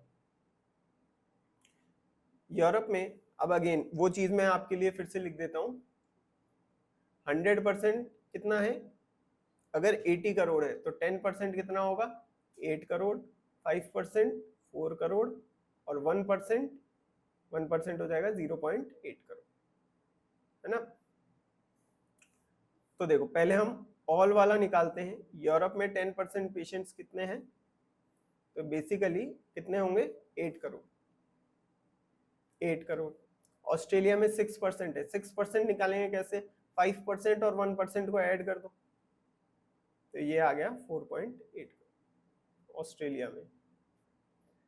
फिर साउथ अमेरिका में 15%, 10% और 5% को ऐड कर दो 12 करोड़। अफ्रीका में 25%, यानी 10% इंटू 2 प्लस 5%, ये हो जाएगा 20। नॉर्थ अमेरिका में 12%, यानी कि 9.6, और एशिया में सिमिलरली कितने आ जाएंगे, एशिया में हो गया 25.6 करोड़। ठीक है, सिंपली बस मल्टीप्लाई करना है, ऐड करना, ये काम करना है। ठीक है, अब फिर किडनी पेशेंट्स का जो परसेंटेज डिस्ट्रीब्यूशन दे रखा है, मैंने क्या बताया था, किस में से है, 24 करोड़ में से। अगर 24 करोड़ 100% है तो 10% कितना होगा, 2.4 करोड़, 5% कितना होगा, 1.2 करोड़, और 1% कितना होगा, 1% हो जाएगा यहाँ पे 0.24 करोड़, या इसको 24 लाख भी हम बोल सकते हैं। लेकिन हम पॉइंट डेसिमल्स में क्यों लेके चल रहे हैं, जिससे कि सभी यूनिट सेम रहे, सबकी यूनिट क्या है यहाँ पे, करोड़ है। तो किडनी पेशेंट यूरोप में है 10% यानी 2.4, ऑस्ट्रेलिया में 5% यानी 1.2 करोड़। सिमिलरली बाकी सब भी आ जाएंगे, 9.6 करोड़ साउथ अमेरिका में, और अफ्रीका में हो जाएंगे 2.4, नॉर्थ अमेरिका में हो जाएंगे 3.6, और एशिया में 4.8 करोड़। ठीक है, अब ये टेबल हमने बना लिया, टेबल आपने ही बना ली होगी साइड में पेपर पे, अब इसको साथ में रखिएगा जब हम बाकी क्वेश्चंस सॉल्व करें। तो देखिए first question, if the number of patients, अब ये जो टेबल बनाई है ना हमने, ये मैं यहाँ पे मैंने एज इट इज लिख दी है। अब ये अपने आप कैसे आ गई, देखिए अपने आप नहीं आई है, ये टीचर का होमवर्क रहता है जो ये सभी इतना अच्छे से मैं करके लाता हूँ, आपके लिए खूब सारी मेहनत करता हूँ, तो इसलिए वीडियो को लाइक शेयर जरूर किया कीजिए, मोटिवेशन भी बना रहता है हमें। चलिए क्वेश्चन करते हैं, if the number of patients increases by 10% every year in Europe, then what is the difference between the number of patients in Europe after 2 years and the number of kidney patients in South America in 2023? तो Europe में after 2 years कितने patients होंगे, ठीक है, ये मानते हुए कि हर साल 10% से बढ़ जाते हैं। अब देखिए 10% का क्या मतलब है, 10% का मतलब है प्लस 1/10, बस परसेंटेज को फ्रैक्शन में चेंज किया है। 10% का मतलब है 1/10, कैसे किया, देखो परसेंटेज को फ्रैक्शन में चेंज करने के लिए हम क्या करते हैं, परसेंटेज को हटाओ और डिवाइडेड बाय 100 कर दो, तो कितना आ जाएगा 1/10। अब फर्स्ट ईयर में इंक्रीमेंट कितना है 1/10, और सेकेंड ईयर में कितना इंक्रीमेंट है, अगेन 1/10, मतलब 10% का इंक्रीमेंट है। तो 10% का इंक्रीमेंट है। अब मैं एक अच्छी सी ट्रिक बता रहा हूं आपको, देखो जो चीज स्टार्टिंग में 10 थी वो +1 हो गई, कितनी हो गई 11, और सेकेंड ईयर के स्टार्टिंग में भी सेम, जो चीज 10 थी वो +1 हो गई, कितनी हो गई 11 हो गई, है ना। अब इन दोनों को मल्टीप्लाई कर दो, ये कितना हो जाएगा, ये 100, ये कितना हो जाएगा 121। ठीक है, अब ये जो 100 है, ये जो 100 है ये किसके बराबर होगा, ये होगा जो इनिशियली हमें बता रखा है कि यूरोप में कितने पेशेंट, 100 जो है 8 के बराबर है, यानी 8 करोड़ के बराबर। 100 किसके बराबर है, 8 करोड़ के बराबर। तो इस चीज को ऐसे देख लो, 100 8 करोड़ के बराबर है, तो एक कितने के बराबर होगा, एक होगा 0.08 के बराबर, 0.08 करोड़ के बराबर, या कहें 8 लाख के बराबर। तो 121 कितने के बराबर होगा, 0.08 को 121 से मल्टीप्लाई कर दो, यह आ जाएगा 9.68 करोड़। ठीक है, तो यानी कि ये कौन सा नंबर आ गया हमारे पास, कि 2 साल बाद यूरोप में टोटल पेशेंट्स कितने होंगे, ये आ गया हमारे पास 9.68 करोड़। तो यहाँ पे लिख लेते हैं 9.68 करोड़, और हमें डिफरेंस निकालना है किसका, patients in Europe after 2 years and number of kidney patients in South America in 2023, कि 2023 में कितने, 2023 मतलब प्रेजेंट ईयर, ये जो टेबल है ये 2023 की है, क्वेश्चन में स्टार्टिंग में मेंशन था, यहाँ पे देखिए 2023, तो ये करंट ईयर मतलब कौन सा है, ये टेबल 2023 की ही है। तो माइनस साउथ अमेरिका की किडनी पेशेंट्स, साउथ अमेरिका के किडनी पेशेंट्स कितने हैं, 9.6 करोड़। तो क्या आ रहा है आंसर, 0.08 करोड़, इतना डिफरेंस होगा। तो यानी कि 8 लाख। आई बात समझ में। अब ये क्वेश्चन इसलिए इजीली हो गया क्योंकि यहाँ पे हमने टेबल पहले से बना के रखी है, अदरवाइज हर बार आपको बहुत लंबी लंबी परसेंटेज की कैलकुलेशन करनी पड़ेगी। इसलिए बेटर यही है कि अगर डबल टेबल डीआई का क्वेश्चन आए तो आप टेबल पहले से बना कर रखें। चलिए अब क्वेश्चन नंबर 2 पे चलते हैं। If the number of hepatitis patients in the world increases by 6% and that of heart diseases increases by 22%, hepatitis के पेशेंट जो हैं 6% से बढ़े, हार्ट डिसीजेस के पेशेंट्स 22% से बढ़े, then what will be the new ratio of number of hepatitis patients to the number of heart diseases patients in the world? ठीक है, चलिए अब देखिए हेपेटाइटिस रेशियो हार्ट पेशेंट्स, ये हमें निकालना है। ठीक है, और क्या कहा है कि जो हमारे हेपेटाइटिस के पेशेंट है ये 6% से बढ़ गए, मतलब कि पहले कितने हैं हेपेटाइटिस के पेशेंट, देखिए हेपेटाइटिस के पेशेंट है 4.8 करोड़, 4.8 करोड़ प्लस 6% से और बढ़ गए 6% of 4.8 crore plus sorry not plus, ratio heart के पेशेंट्स कितने हैं 17.6 प्लस हार्ट के पेशेंट 22% से और बढ़ गए तो प्लस 22% ऑफ 17.6, 22% ऑफ 17.6। अब अगेन ये वाली चीज मैं यहाँ पे आपको समझा देता हूँ फिर से। देखो अगर 100% जो है कितना है 4.8 है तो 10% कितना होगा, 10% हो जाएगा 10% हो जाएगा 0.48 और 1% हो जाएगा 0.048, है ना। और हमें कितना निकालना है, हमें निकालना है 6%। तो 6% जब आप इसको मल्टीप्लाई करोगे 6 से तो कितना आ जाएगा, ये आ जाएगा 0.288 करोड़। ठीक है, ये आ गया हमारे पास 6% किसका, 4.8 का, 4.8 का। तो ये यहाँ पर हो जाएगा 4.8 प्लस 0.288 रेशियो। सिमिलरली 17.6 के लिए भी हम कैलकुलेट करेंगे, 17.6 ये कितना है 100%। ठीक है, ये कितना है 100%, तो 10% कितना होगा 1.76, सॉरी 1% नहीं 10%, और 1% कितना हो जाएगा 0.176।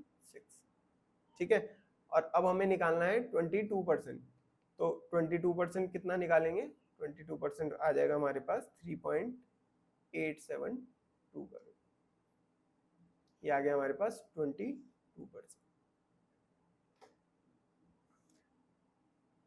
तो 17.6 प्लस 22% ऑफ 17.6 कितना होगा, ये हो जाएगा 3.872, ऐड कर दीजिए तो आ जाएगा 5.088, रेशियो 21.472। अब देखिए डेसिमल के बाद यहाँ पे भी 3 डिजिट, यहाँ पे भी 3 डिजिट, इनको हटा देते हैं। ठीक है, अब फिर ये जो नंबर है ये मैं देख रहा हूँ दोनों ही नंबर 2 से डिवाइड हो सकते हैं, लेकिन मैं कोशिश करता हूँ क्या ये 4 से डिवाइड हो जाएंगे। 4 से डिवाइड कब होंगे, जब लास्ट के 2 डिजिट्स 4 से डिवाइड होंगे। तो 88 ये भी 4 से डिवाइड हो जाएगा, 72 हाँ ये भी 4 से डिवाइड होता है। चलिए 4 से डिवाइड करूंगा तो कितना आएगा 1272 is to 5368। ठीक है, 4 से डिवाइड किया तो ये नंबर आ गया। अब अगेन ये 72 आ रहा है लास्ट में, और इसके लास्ट में 68। तो अगेन ये 4 से डिवाइड हो जाता है, मुझे पता है, तो मैं 4 से डिवाइड करूंगा पूरे नंबर को, तो ये आ जाएगा 318:1342। अब देखो अगेन ये दोनों नंबर 2 से डिवाइड होंगे, लेकिन ट्राई करके देखता हूँ, क्या पता 4 से डिवाइड हो जाए। 4 से डिवाइड करके देखा तो ये 4 से डिवाइड नहीं होती, क्योंकि 18 जो है वो 4 की टेबल में नहीं आता। तो मैं क्या करता हूँ, इसको 2 से ही डिवाइड करना पड़ेगा, तो आंसर विल बी 159:670। तो ये आ गया हमारा आंसर, ठीक है, सी इज द करेक्ट ऑप्शन। चलिए next question. If the number of kidney patients in South America decreases by 25%, then what is the percentage decrease in the number of kidney patients in the world? South America में 25% का decrease है। क्या मतलब इसका? देखिए south America में total कितने हैं, 9.6 करोड़। ये साउथ अमेरिका में कितने पेशेंट्स हैं, 9.6 करोड़, ठीक है। 25% डिक्रीज आ रहा है, मतलब 25% यानी एक चौथाई। 9.6 का एक चौथाई कितना होगा, 2.4 करोड़। 2.4 करोड़, ठीक है, 2.4 करोड़। अब यहां पे देखो,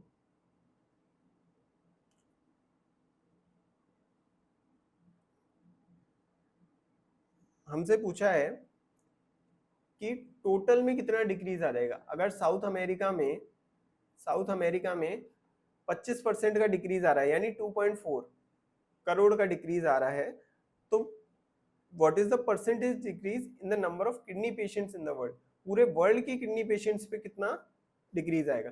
तो वर्ल्ड में जो किडनी पेशेंट्स है कितने हैं, 24 crore.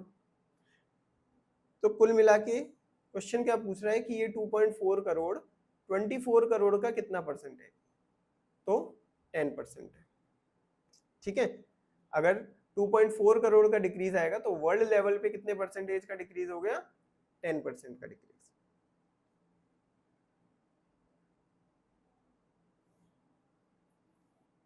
Next question, what is the ratio of the number of patients in Africa to the total number of kidney patients in Asia and North America taken together? एक साथ मिला के, ठीक है। Number of patients in Africa to the total number of kidney patients in Asia and North America. तो देखिए Asia में कितने पेशेंट्स हैं, सॉरी अफ्रीका में कितने पेशेंट्स है, टोटल पेशेंट्स है अफ्रीका में 20। और एशिया और नॉर्थ अमेरिका में किडनी पेशेंट्स कितने हैं? तो देखिए एशिया में कितने हैं, 4.8, नॉर्थ अमेरिका में 3.6। 4.8 प्लस 3.6, इस रेशियो को हमें कैलकुलेट करना है। तो 20:, दिस इज 8.4। 2 से डिवाइड होगा, 2 से होगा और 4 से भी हो जाएगा, तो हम 4 से करेंगे यहाँ पे 5:2.1, 5:2.1। और ऑप्शन में क्या दे रखा है, 50:21। तो देखिए बेसिकली जब मैं पॉइंट हटाऊंगा तो यहाँ पे 0 तो मुझे लगाना ही है, so this is the correct answer, right? चलिए इस DI का last question, the number of kidney patients in America in Australia is approximately dash of the number of patients of heart diseases in the world, ठीक है। number of kidney patients in Australia is approximately dash of the number of patients of heart diseases in the world. So basically question क्या पूछ रहा है, kidney patients कितने हैं Australia में, 1.2, और heart diseases in the world यानी 17.6, ठीक है। तो ये 1.2 करोड़ जो है 17.6 करोड़ का कितना परसेंटेज है? Number of kidney patients in Australia is approximately dash percentage of the number of heart patients of heart diseases in the world. इसको सिंपली सॉल्व करेंगे, it will B 6.82%, which is option B. Correct? आए समझ में? चलिए, no next question है आपका economics का ही दिसंबर 2023 वाला पेपर, यहां से। तो देखते हैं क्या क्वेश्चन है।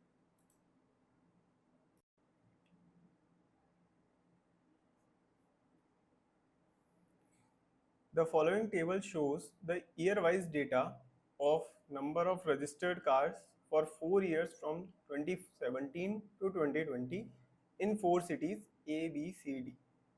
The last column shows the data of population of these cities for the year 2020. फिर ठीक है, इस डेटा के बेस पे हमें क्वेश्चंस करने।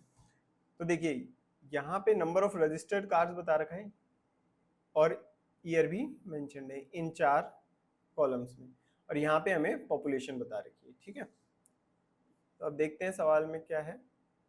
First question, which city has shown maximum percentage growth in registered cars from 2017 to 2020। अब देखिए हर एक सिटी का कितना इंक्रीमेंट हुआ है नंबर ऑफ कार्स में, कितना परसेंटेज में इंक्रीमेंट हुआ है वो पूछा गया है। कब से? 2017 से 2020 में। तो देखिए पहले निकालते हैं सिटी ए का। 2017 में कितनी थी? 7500। 2020 में हो गई 9500। तो यहाँ पे ए में कितना इंक्रीमेंट हुआ? 2000 का। ठीक है, फिर बेस लेना है। बेस किसको लेंगे? पहले वाली सिचुएशन को हमेशा बेस लिया जाता है। तो पहले कितनी थी? 7500, क्योंकि हम पहले वाले के कंपैरिजन में देख रहे हैं कि कितनी बड़ी है ना, इंटू 100। सिंपली इसको हम सॉल्व कर सकते हैं। इट विल बी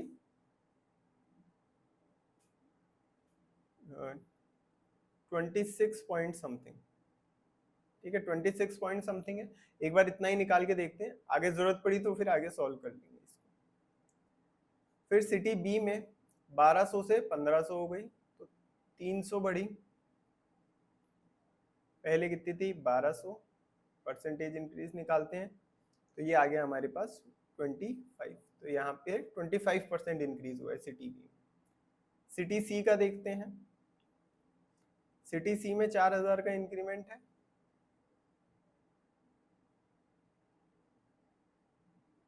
पहले 6000 थी। इसको सॉल्व करेंगे, इट विल बी 66.67। और सिटी डी में 5000 से 7400 हो गई, यानी 2400 का इंक्रीमेंट है।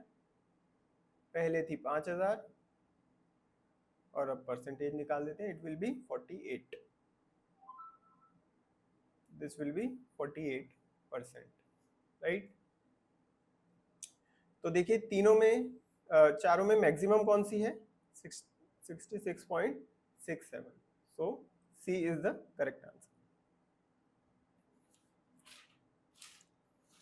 फिर देखिए नेक्स्ट क्वेश्चन।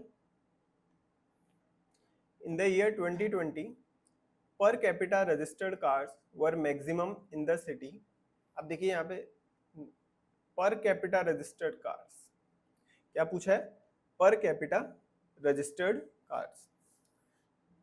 तो अब यहाँ पे एक चीज देखिए, यहाँ पे सबको कैलकुलेट करने की जरूरत नहीं है, मतलब ए बी सी डी चारों में हम कैलकुलेट करें ऐसा भी जरूरी नहीं है। कैसे? आप देखिए यहाँ पे पहले हम कंपेयर करते हैं ए और बी।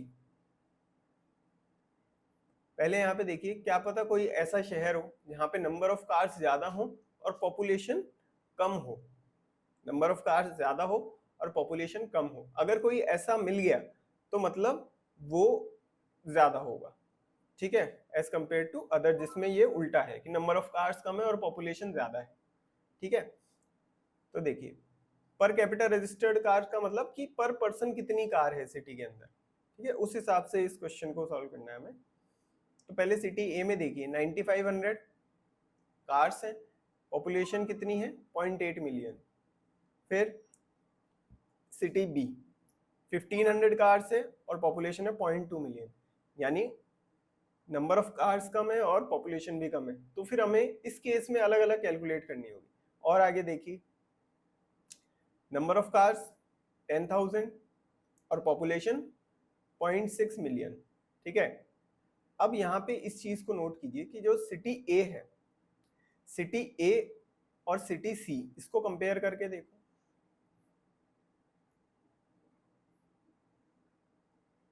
सिटी सी के अंदर ए से पॉपुलेशन कम है और नंबर ऑफ कार्स ज्यादा है, तो यानी कि ए तो आंसर हो ही नहीं सकता, मतलब ये हमें कैलकुलेट ही नहीं करना, ठीक है। आ रही है बात समझ में? फिर देखो नेक्स्ट, 7400 कार्स हैं और 0.75 मिलियन, ये क्या है? पॉपुलेशन। तो यानी कि पॉपुलेशन अगेन सी से ज्यादा है और नंबर ऑफ कार्स कम है, तो ये वाली चीज भी कैलकुलेट नहीं करनी, यहाँ पे डी को भी हम कैलकुलेट नहीं करेंगे। कंपैरिजन किस में करना है? अब सिर्फ बी और सी के अंदर। तो चलो फटाफट बी और सी के अंदर कंपैरिजन करते हैं। सी के अंदर कार्स कितनी है? 10,000 डिवाइडेड बाय 0.6 मिलियन, ठीक है।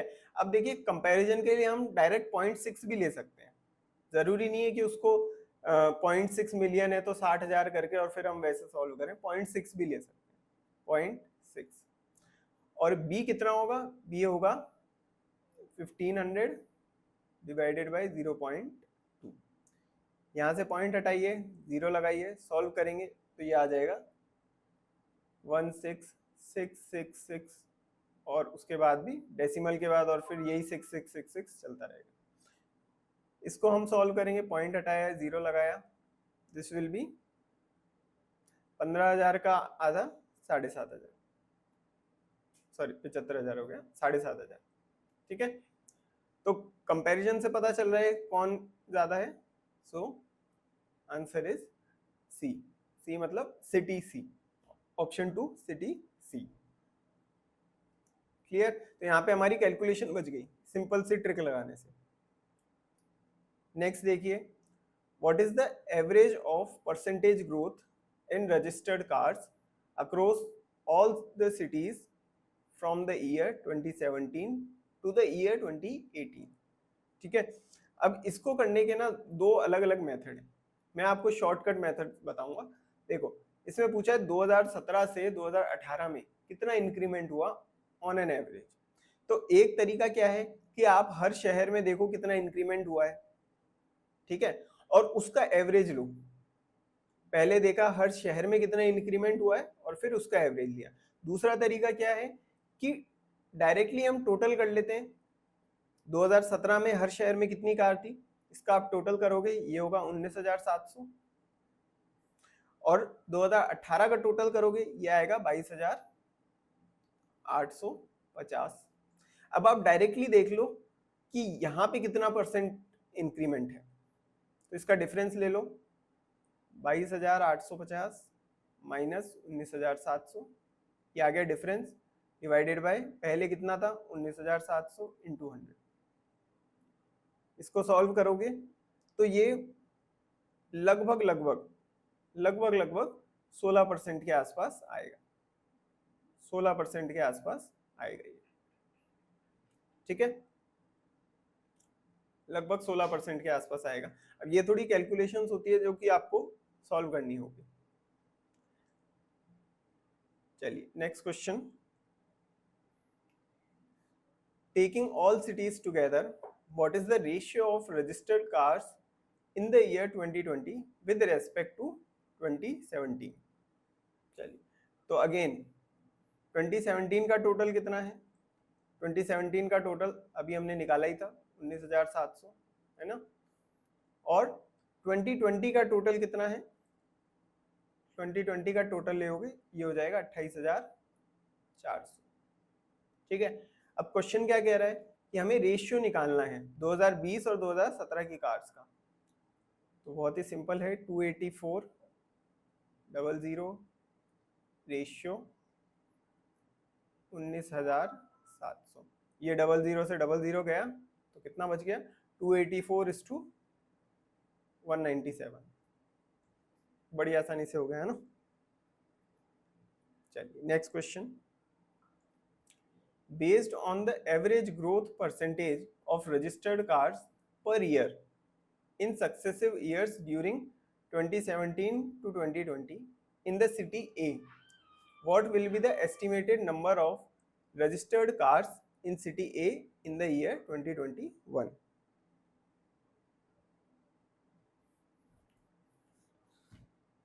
तो देखिए इसमें क्या पूछा है कि हर ईयर में कितना इंक्रीमेंट हुआ है, उसके हिसाब से हमें बताना है कि एवरेज ग्रोथ रेट क्या होगी।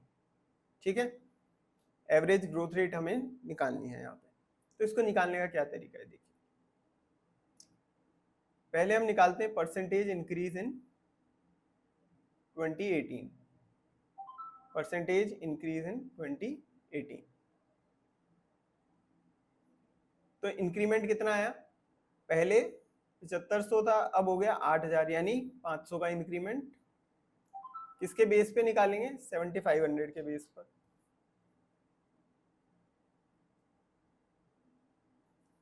$7500 के बेस पे निकालेंगे इनटू 100।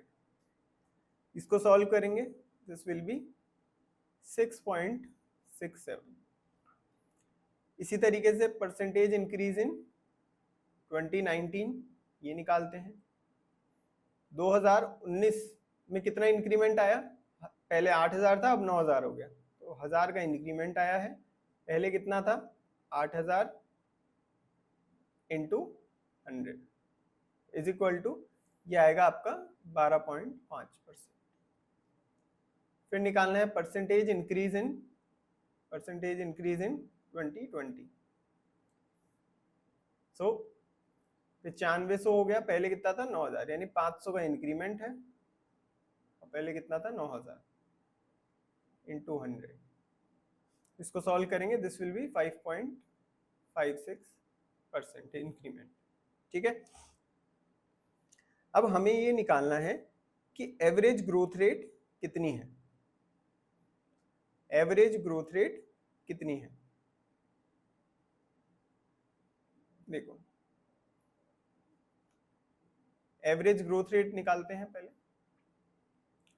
तो एवरेज ग्रोथ रेट कैसे निकालेंगे, इन तीनों का एवरेज निकालना है basically. Average growth rate is equal to 6.67 plus 12.5 plus 5.56 divided by 3, ये आपके पास आ जाएगा 8.24। ठीक है, तो 8.24 का इंक्रीमेंट यहाँ पे होगा। सो अब हमसे ये पूछा गया है कि 2021 में एस्टिमेटेड नंबर क्या है कार्स का। देखो, what will be the estimated number of registered cars in city A in the year 2021। तो 2021 में कार्स कितनी होंगी, सिटी ए में 2021 में कार्स कितनी होंगी। देखो अभी कितनी है, अभी है 9500 प्लस ग्रोथ कितनी होगी 8.24% की, 8.24% की ग्रोथ होगी किसमें, 9500 में। ठीक है, तो 9500 प्लस 8.24% ऑफ 9500, इसको हम सॉल्व कर सकते हैं, this will B 10,283, right, 10,283, 10,283। Okay, चलिए नेक्स्ट क्वेश्चन देखते हैं।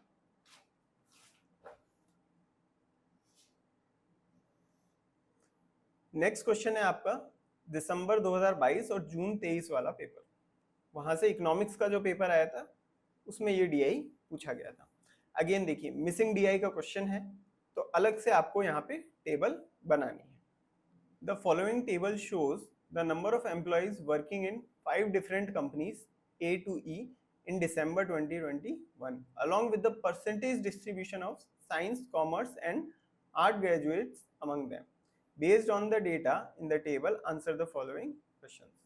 देखिए तो ये सिटीज का नाम दिया हुआ है, यहाँ पे नंबर ऑफ एम्प्लॉइज गिवन है और परसेंटेज डिस्ट्रीब्यूशन दे रखा है साइंस, कॉमर्स और आर्ट्स का। ठीक है, अब इसमें कुछ वैल्यूज मिसिंग है तो हम आगे चलते चलते उसको कैलकुलेट करेंगे। Employees of all the 5 companies can be categorized only in three types of graduates, namely science, commerce and arts. Some values are missing in the table. ठीक है, जिसे हमें ढूंढना है। तो अब देखिए, सबसे पहले तो हम क्या करते हैं कि यहाँ पे जो जो भी चीजें हम पुट कर सकते हैं वो फिल कर लेते हैं। तो देखिए, कंपनी बी में देखिए 31% लोग कॉमर्स में है, 40% आर्ट्स में है। तो साइंस में कितने होंगे? साइंस में हो जाएंगे 29%। सिमिलरली कंपनी सी में 30% साइंस में है, 30% कॉमर्स में है। तो आर्ट्स में कितने हो जाएंगे? आर्ट्स में हो जाएंगे 40%। करेक्ट। यहाँ पे कंपनी डी में 40% कॉमर्स में है, 20% आर्ट्स में है। तो साइंस में हो जाएंगे, 100 से माइनस कर दीजिए, यहाँ पे हो जाएंगे 40%। और सिमिलरली आर्ट्स में हो जाएंगे 15% कंपनी ई में। राइट, आगे देखिए, in company B the difference between the number of employees who are graduates in arts and graduates in science is. तो क्वेश्चन में हमें क्या निकालना है? डिफरेंस निकालना है number of graduates in company B from arts and science. ठीक है, कंपनी बी के आर्ट्स वाले ग्रेजुएट्स और कंपनी बी के साइंस वाले ग्रेजुएट्स, उनके बीच का डिफरेंस निकालना है।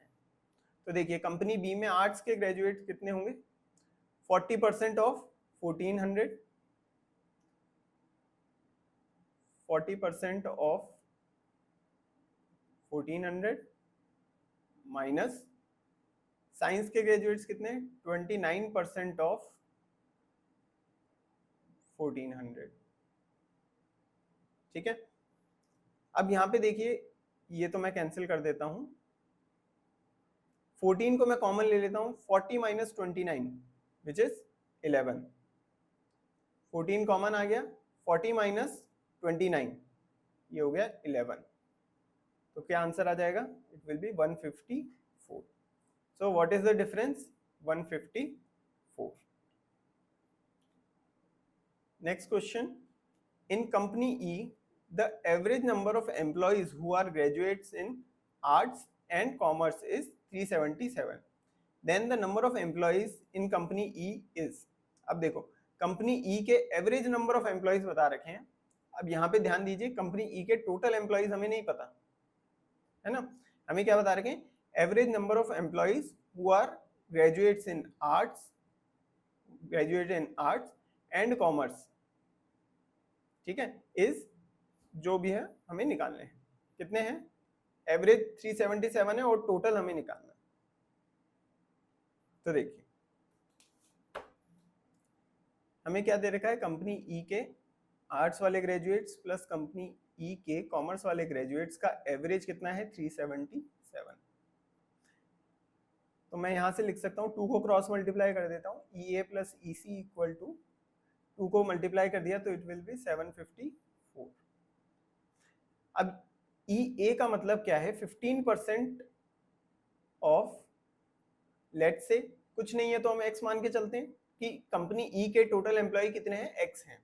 तो एक्स के 15% तो आर्ट्स के ग्रेजुएट्स हैं, प्लस 50% कॉमर्स के ग्रेजुएट्स हैं। 50% ऑफ एक्स इज 754। करेक्ट। चलिए अब इसको सॉल्व करते हैं।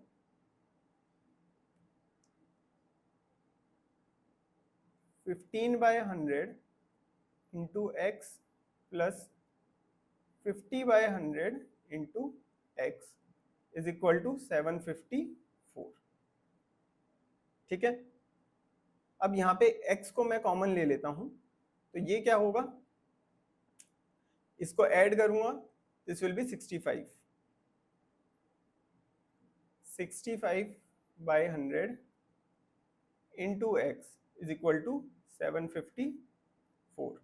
अब ये सिंपल सी कैलकुलेशन है, x की वैल्यू मेरे पास यहाँ से आ सकती है, it will be 1160। so 1160. Next question.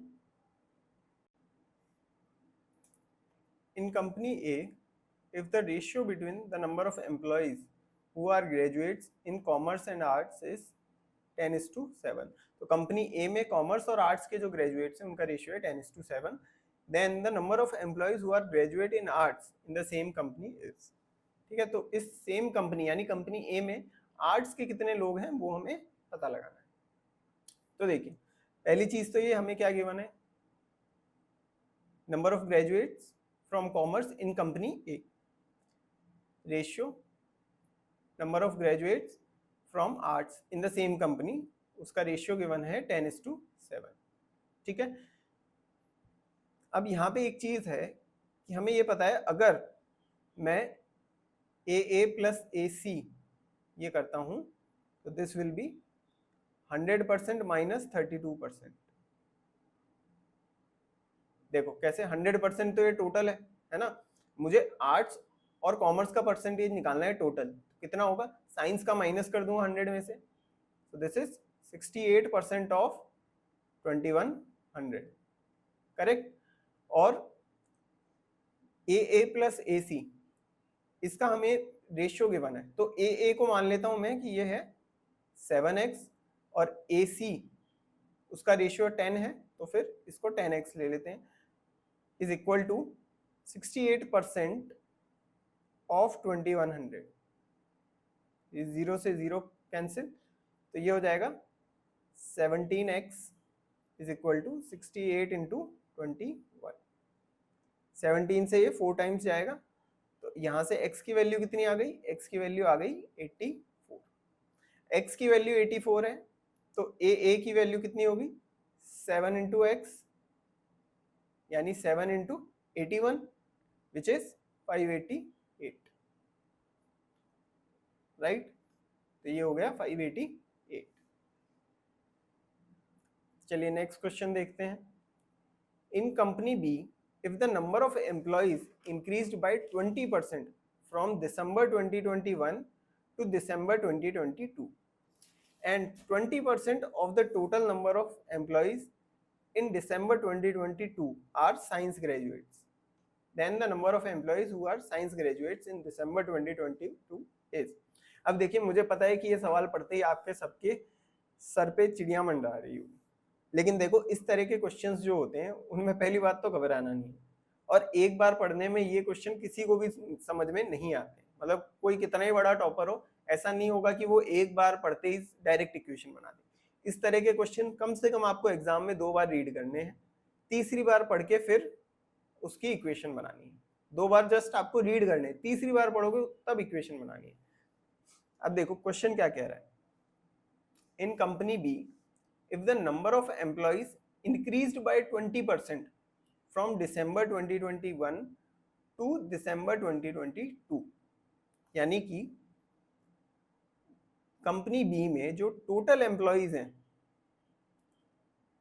दिसंबर 2021 में, ठीक है, वो 20% से इंक्रीज हुए, 20% से इंक्रीज हो गए, है ना, एक साल में. तो कंपनी बी के जो दिसंबर 2022 के हैं टोटल एम्प्लॉइज वो क्या है, दिसंबर 2021 के एम्प्लॉइज से 20% ज्यादा है. ठीक है, इंक्रीज हुए हैं मतलब 20% का एडिशन हुआ है. क्लियर. और ये जो नंबर है, ये जो नंबर है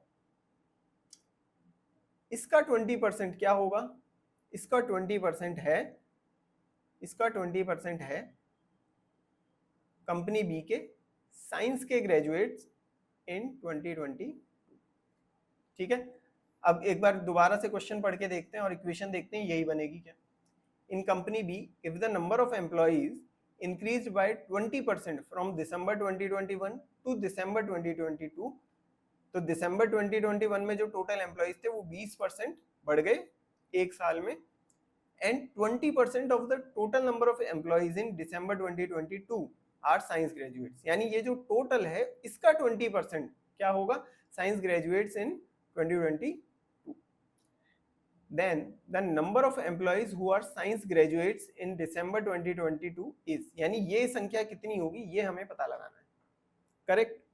अब देखो ये वाली संख्या कितनी होगी, कंपनी बी के टोटल एम्प्लॉइज, देखिए कंपनी बी के टोटल एम्प्लॉइज कितने हैं 1400, ये कितने हैं हमारे पास 1400।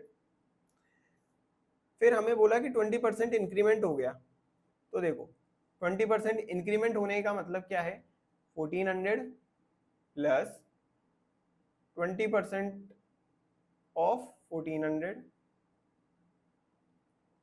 ये कैंसिल, ये आएगा 14 दूना 28 यानी 280, तो ये हो गया 1680, ठीक है, ये हो गया 1680।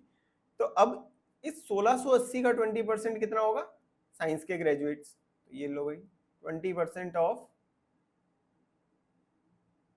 1680, ये लो जी, 20 से 20 कैंसिल, ये हो जाएगा आपका 336, ठीक है। बस इक्वेशन को डिकोड करना है हमें, आराम आराम से इक्वेशन को पढ़ो समझो और डिकोड करना है। अब next question, if the number of employees in company D is 3 times the number of employees in company C and the difference between the number of employees who are art graduates in company D and that in company C is 480, then the number of employees in company C is, अब ये भी फिर से चिड़िया उड़ाने वाला question आया, इसको भी एक एक करके लाइन पढ़ते हैं और मतलब समझते हैं। if the number of employees in company D, company D में जो टोटल एम्प्लॉइज हैं, if the number of employees in company D is 3 times the number of employees in company C is 3 times the number of employees in company C, ठीक है, ये तो हो गई पहली इक्वेशन। फिर दूसरी इक्वेशन क्या है, and the difference between the number of employees who are art graduates in company D and that in company C is 480, यानी कंपनी डी के 8 ग्रेजुएट्स और कंपनी सी के 8 ग्रेजुएट्स का डिफरेंस कितना है 480, ये हो गया हमारे पास equation 2। Then the number of employees in company C is, तो कंपनी सी के जो एम्प्लॉइज हैं उसका नंबर हमें निकालना है, ठीक है, आई बात समझ में। अब देखो इस इक्वेशन को लेके चलते हैं, D A minus C A equal to 480। तो देखो पहली बात तो टेबल में हमें टोटल एम्प्लॉइज नहीं गिवन है, ना सी के हमें टोटल एम्प्लॉइज पता है ना डी के टोटल एम्प्लॉइज पता है, तो कैसे निकालना है देखो, लेकिन हमें ये पता है कि परसेंटेज कितना है, तो कंपनी डी के 8 ग्रेजुएट्स कितने हैं 20% टोटल के, और कंपनी सी के 8 ग्रेजुएट्स कितने हैं 40% of the total employees. So company D के आर्ट्स के ग्रेजुएट्स कितने हैं 20% ऑफ डी का टोटल माइनस सी ए कितना है 40% ऑफ सी का सी के total employees, and this is equal to 480.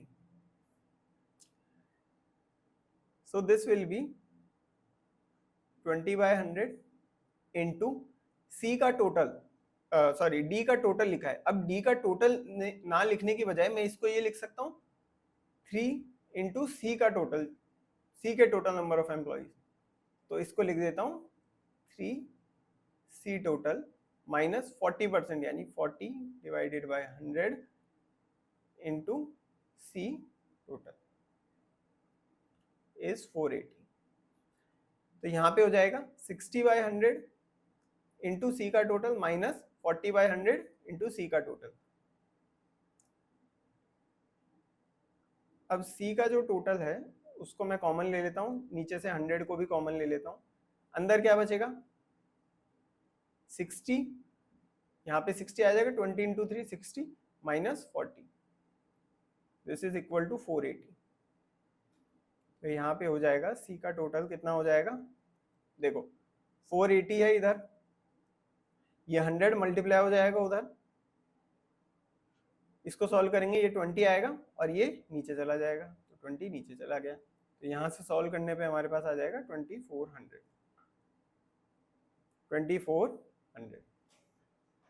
Correct. चलिए अगला क्वेश्चन, इकोनॉमिक्स का दिसंबर 21 और जून 2022 का पेपर जो था वहां से ये नेक्स्ट क्वेश्चन है। The following table shows the percentage distribution of total population literate males and literate females in 6 cities A to F.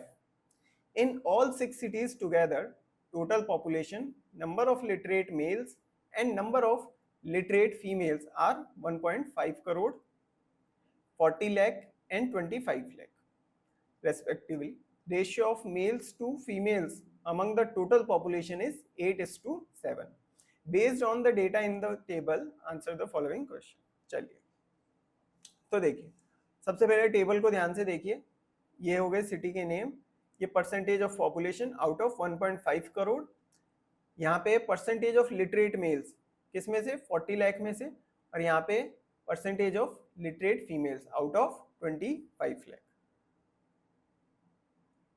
चलिए अब क्वेश्चन देखते हैं। Number of literate males of cities E as a percentage of number of literate females of city F is, तो क्या पूछ रहा है question, देखो number of literate males of city E as a percentage of number of literate females of city F, कितना percentage होगा। तो देखो सबसे पहले क्या निकालना है, सिटी ई में से लिटरेट मेल्स का नंबर निकालते हैं पहले तो, और निकालना है हमें सिटी एफ में से लिटरेट फीमेल का नंबर। चलो सिटी ई में से लिटरेट मेल्स का नंबर हमें निकालना है, तो ये कितना होगा, देखो लिटरेट मेल्स यानी 19% ऑफ 40 लाख, 19% ऑफ 40 लाख कितना आएगा 7,60,000। अच्छा इसमें आप एक काम और कर सकते हो कि इसमें आप परसेंटेज देखोगे ना तो कैलकुलेट करना इजी है, बहुत ज्यादा डिफिकल्ट नहीं है। आप चाहो तो इसमें टेबल भी पहले बना सकते हो, ठीक है, टेबल पहले बनाकर भी ये क्वेश्चन किया जा सकता है कि आपने पहले टेबल बना ली, ये जो परसेंटेज में जितने भी फिगर्स हैं इसको आप नंबर्स में कन्वर्ट कर लो एक साथ, वही फॉर्मूला लगा के 100% इतना, 10% इतना, 5% इतना, 1% इतना, उस तरीके से यूज करके भी इसको कर सकते हो, काफी इजीली हो जाएगा। और अगर आपकी प्रैक्टिस अच्छी है, क्योंकि ये बहुत ज्यादा डिफिकल्ट नंबर नहीं है यहाँ पे, है ना, जैसे किसी का 33%, 37% इस तरह के नंबर नहीं आ रहे, तो आप ओरली भी अगर इसको सॉल्व कर सकते हो तो ओरली भी हम इसको कर सकते हैं, बस क्वेश्चन सही हो जाना चाहिए। अगर जैसे 19% है, आपको क्वेश्चन करते टाइम दिक्कत आ रही है कि भाई 19% कितना होगा, आप ओरली नहीं निकाल पाओ, तो फिर आप पहले एक अलग टेबल बना लीजिए नंबर वाली, नहीं तो आप ऐसे भी कर सकते हो कि भाई 40 लाख है उसका 19%, ठीक है, ये निकालना इजी है, 19 को सीधे 4 से मल्टीप्लाई किया 76 हुआ, हाँ ठीक है, तो मतलब 7,60,000 हो जाएगा, 40% निकालना है तो, ठीक है, उस तरीके से भी ये इजीली हो जाता है, 19% निकालना है तो इजीली हो जाएगा। चलिए आगे बढ़ते हैं। सिटी एफ से लिटरेट फीमेल्स कितने होंगे, सिटी एफ से लिटरेट फीमेल्स 25 लाख का 10% यानी 2,50,000, ठीक है। अब हमें ये पूछा है कि number of literate males city from city E कितना परसेंटेज होंगे, किसके, number of literate females of city F. तो बहुत सिंपल सी कैलकुलेशन है, 7,60,000 2,50,000 का कितना परसेंटेज होगा, ये लो भाई, ये 4 जीरो से ये 4 जीरो गया, 25 से ये गया 4 बार, कितना आ गया 304, ठीक है, कितना परसेंटेज हुआ 304%। फिर नेक्स्ट है number of literate males of city D is dash percentage more than the number of literate females of city D. तो पहले तो क्या करो, literate males of city D निकालो, literate males of city D के literate males कितने होंगे, ये हो जाएगा 6,40,000, 6,40,000। और number of literate females of city D के लिटरेट फीमेल्स सिटी डी के लिटरेट फीमेल्स 16%, 16% किसका, 25 का, तो ये आ जाएगा आपका 4 लाख, 4 लाख। ठीक है, अब यहाँ पे पूछा है कितना परसेंटेज ज्यादा है, ये नहीं पूछा कि कितना परसेंट है, ये पूछा कितना परसेंटेज ज्यादा है। तो यहाँ पे आपको डिफरेंस लेना होगा, डिफरेंस लेना होगा पहले, और उसके बाद में हम इसको सॉल्व करेंगे। तो डिफरेंस कितना है, 2,40,000, तो ये 2,40,000 4 लाख का कितना परसेंट है, इसको सॉल्व करेंगे, दिस विल बी 60%, 60%। आए समझ में? चलिए next question, the difference between the literate population, the difference between illiterate population and the literate population of city C is. अब देखिए ये क्वेश्चन थोड़ा अच्छा है, सिटी सी के लिटरेट पॉपुलेशन और सिटी सी के इलिटरेट पॉपुलेशन, उसका सम हमें निकालना है, करेक्ट। तो देखिए पहले तो हम क्या करते हैं, सिटी सी में जो लिटरेट मेल है और सिटी सी में जो लिटरेट फीमेल है उसका नंबर निकालते हैं। इसको निकालने से हमें ये पता चल जाएगा टोटल सिटी सी में लिटरेट लोग कितने हैं, मेल और फीमेल टोटल मिला के लिटरेट पॉपुलेशन कितनी है वो हमें पता चल जाएगी। तो देखिए सिटी सी से लिटरेट मेल 20% ऑफ 40 लाख और लिटरेट फीमेल है 12% ऑफ 25 लाख, यानी ये हो जाएगा हमारा 20% ऑफ 40 लाख, ये हो जाएगा 8 लाख प्लस 12% ऑफ 25 लाख यानी 3 लाख, इसको ऐड किया तो ये कितना आ गया, 11 लाख। ठीक है, 11 लाख। अब हमें निकालना है कि सिटी सी से इलिटरेट पॉपुलेशन कितनी है। अब यहाँ पे इलिटरेट पॉपुलेशन डायरेक्ट नहीं दे रखी, तो हम क्या करेंगे, टोटल पॉपुलेशन कितनी है, 21% ऑफ 1.5 करोड़, तो टोटल निकाल लेंगे और उसके बाद लिटरेट पॉपुलेशन माइनस कर देंगे, जिससे हमारे पास सिटी सी की इलिटरेट पॉपुलेशन भी आ जाएगी और फिर हम डिफरेंस निकाल लेंगे। तो सिटी सी की टोटल पॉपुलेशन कितनी है, 21% ऑफ 1.5 करोड़, तो 1.5 करोड़ का 21% हो जाएगा यहाँ पे 31,50,000, 31,50,000। अब सिटी सी से इलिटरेट पॉपुलेशन, इसको हम आई से डिनोट कर देते हैं, लिटरेट को हमने सी एल से डिनोट किया है, इलिटरेट को सी आई से कर देते हैं, तो कितनी हो जाएगी, टोटल कितनी है 31,50,000 और लिटरेट कितनी है 11 लाख, तो डिफरेंस कितना आया 20,50,000, 20,50,000। ठीक है, अब 20,50,000 और 11 लाख के बीच में कितना डिफरेंस है, क्वेश्चन हमसे ये तो पूछा है लिटरेट पॉपुलेशन और इलिटरेट पॉपुलेशन के बीच का डिफरेंस निकालना है। इलिटरेट पॉपुलेशन है आपकी 20,50,000 और लिटरेट है आपकी 11 लाख, तो कितने का डिफरेंस आया, ये आया 9,50,000, 9,50,000 यानी 9.5 लाख। ठीक है, आए समझ में? चलिए next question, the illiterate population of city A is, illiterate population कौन सी सिटी की, सिटी ए। अब सेम पहले जैसा काम करना है हमें, सिटी ए से लिटरेट मेल्स निकालने हैं, सिटी ए से लिटरेट फीमेल्स निकालनी है ना, उसके बाद सिटी ए की टोटल पॉपुलेशन निकालनी है, सिटी ए की टोटल पॉपुलेशन निकालनी है, टोटल में से लिटरेट की पॉपुलेशन को माइनस कर देंगे तो इलिटरेट पॉपुलेशन आ जाएगी। सिटी ए की लिटरेट मेल्स कितने हैं, 18% ऑफ 40 लाख, तो ये हो जाएंगे 3 लाख नहीं 18,72 7,20,000, 7,20,000। लिटरेट फीमेल्स 24% ऑफ 25 लाख, ये हो जाएंगी आपकी 6 लाख। और टोटल कितनी है 16% ऑफ 1.5 करोड़, तो ये आ जाएगी आपकी 13,20,000, 13,20,000। ठीक है,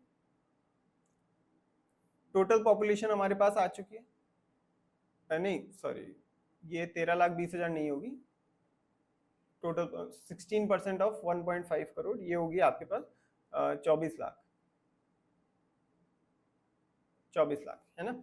और इन दोनों का टोटल, एक ही जो लिटरेट पॉपुलेशन है उसका टोटल होगा 13,20,000, ये इसका टोटल होगा 13,20,000 है ना, लिटरेट पॉपुलेशन का टोटल। अब इलिटरेट पॉपुलेशन कैसे निकालेंगे, एक ही टोटल पॉपुलेशन माइनस एक ही लिटरेट पॉपुलेशन, तो ये हो जाएगा 24 लाख माइनस 13,20,000, ये आ जाएगी यहाँ पे 10,80,000, विच इज 10.8 लाख। करेक्ट। चलिए लास्ट क्वेश्चन इस सेशन का, literate population of city E is dash percentage of the population of E. तो literate population of city E कितनी है, वही सिटी ई से लिटरेट मेल्स निकालो, कितने हैं सिटी ई से लिटरेट मेल्स, 19% ऑफ 40 लाख, ये हो जाएगा 7,60,000। और लिटरेट फीमेल्स कितनी होंगी, लिटरेट फीमेल्स यहाँ पे हो जाएंगी 20% ऑफ 25 लाख, यानी कि 5 लाख। ठीक है, 5 लाख। यहाँ से हमारे पास टोटल लिटरेट पॉपुलेशन जो है इन दोनों का सम कितना आएगा, ये आएगा 12,60,000। सिटी ई की टोटल पॉपुलेशन कितनी है, टोटल पॉपुलेशन हो जाएगी 20% ऑफ 1.5 करोड़, 20% ऑफ 1.5 करोड़, तो ये आ जाएगी 30 लाख। ठीक है, अब हमसे पूछा है कि ये जो लिटरेट पॉपुलेशन है टोटल का कितना परसेंटेज है, तो बहुत सिंपल सा क्वेश्चन है, 12,60,000 30 लाख का कितना परसेंटेज होगा। देखो 4 जीरो से ये 4 जीरो गए, इन दो से ये चला गया, 3 से डिवाइड करोगे 4 और 42%। करेक्ट। चलिए, आई होप ये सभी क्वेश्चन आपको अच्छे से समझ में आए होंगे। ऐसी और अच्छे वीडियोस, ऐसी अच्छी और मैराथन्स चाहिए तो चैनल को सब्सक्राइब कर लीजिए, वीडियो को लाइक ज़रूर कीजिए और टेलीग्राम चैनल को भी ज्वाइन कर लीजिए। मेरी जो भी क्लास यहाँ पर होती है उसकी नोटिफिकेशन आपको टेलीग्राम पे मिल जाएगी। लाइव क्लास होती है तो उससे पहले ही जस्ट आपको नोटिफिकेशन मिल जाती है। कोई अगर मैं अलग से जैसे वीडियो अपलोड करता हूँ तो उसकी लिंक भी आपको टेलीग्राम चैनल पे मिल जाएगी। ठीक है, चलिए मिलते हैं आपसे नेक्स्ट ऐसे ही किसी वीडियो में, तब तक तैयारी अच्छे से करते रहिए। All the best.